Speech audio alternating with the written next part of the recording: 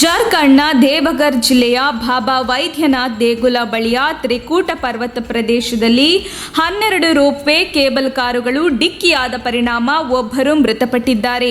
48 ಮಂದಿ ಕೇಬಲ್ ಕಾರುಗಳಲ್ಲಿ ಸಿಲುಕಿಕೊಂಡಿದ್ದಾರೆ ಎಂದು ಅಧಿಕಾರಿಗಳು ಸೋಮವಾರ ತಿಳಿಸಿದ್ದಾರೆ. ಭಾನುವಾರ ಸಂಜೆ 4:30 ವೇಳೆಗೆ ಕೇಬಲ್ ಕಾರುಗಳ ಡಿಕ್ಕಿ ಸಂಭವಿಸಿದೆ. 10 ಮಂದಿ ಪ್ರವಾಸಿಗರು ಗಂಭೀರ ಗಾಯಗೊಂಡಿದ್ದಾರೆ. ಈ ಪೈಕಿ ಒಬ್ಬರು ಭಾನುವಾರ ತಡರಾತ್ರಿ ಮೃತಪಟ್ಟಿದ್ದಾರೆ. ಭಾರತೀಯ ವಾಯುಪಡೆಯ ಹೆಲಿಕಾಪ್ಟರ್ಗಳು ರಕ್ಷಣಾ ಕಾರ್ಯಾಚರಣೆಯಲ್ಲಿ ತೊಡಗಿವೆ ಎಂದು ಅಧಿಕಾರಿಗಳು ಹೇಳಿದ್ದಾರೆ. ಪ್ರವಾಸಿಗರನ್ನು ಸುರಕ್ಷಿತವಾಗಿ ಏರ್ಲಿಫ್ಟ್ ಮಾಡಲು ಎಲ್ಲಾ ರೀತಿಯ ಪ್ರಯತ್ನ ನಡೆಸಲಾಗುತ್ತಿದೆ. ರಾಷ್ಟ್ರೀಯ ವಿಪತ್ತು ನಿರ್ವಹಣಾ ಪಡೆಯ ತಂಡವು ಭಾನುವಾರ ರಾತ್ರಿಯಿಂದ ಕಾರ್ಯಾಚರಣೆಯಲ್ಲಿ ತೊಡಗಿದ್ದು 11 ಮಂದಿಯನ್ನು ರಕ್ಷಿಸಿದೆ.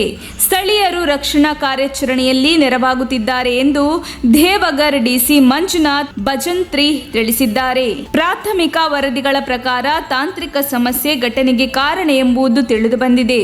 ಸದ್ಯ ರಕ್ಷಣಾ ಕಾರ್ಯಾಚರಣೆ ಪ್ರಗತಿಯಲ್ಲಿದೆ. ಬಳಿಕ ವಿಸ್ತೃತ ತನಿಖೆ ನಡೆಸಲಾಗುವುದು ಎಂದು ಅವರು ಹೇಳಿದ್ದಾರೆ. ರೋಪ್ ವೇಯನ್ನು ಖಾಸಗಿ ಕಂಪನಿ ನಿರ್ವಹಿಸುತ್ತಿತ್ತು ಎಂದು ಅವರು ಮಾಹಿತಿ ನೀಡಿದ್ದಾರೆ. ಜಾರ್ಖಂಡ್ ಪ್ರವಾಸೋದ್ಯಮ ಇಲಾಖೆ ಮಾಹಿತಿ ಪ್ರಕಾರ ತ್ರಿಕೂಟ ರೋಪ್ ವೇ ಬಾಬಾ ವೈದ್ಯನಾಥ್ ದೇಗುಲದಿಂದ ಸುಮಾರು 20 ಕಿಲೋಮೀಟರ್ ದೂರದಲ್ಲಿದ್ದು 766 ಮೀಟರ್ ಉದ್ದವಿದೆ. ಪರ್ವತವು 392 ಮೀಟರ್ ಎತ್ತರವಿದೆ.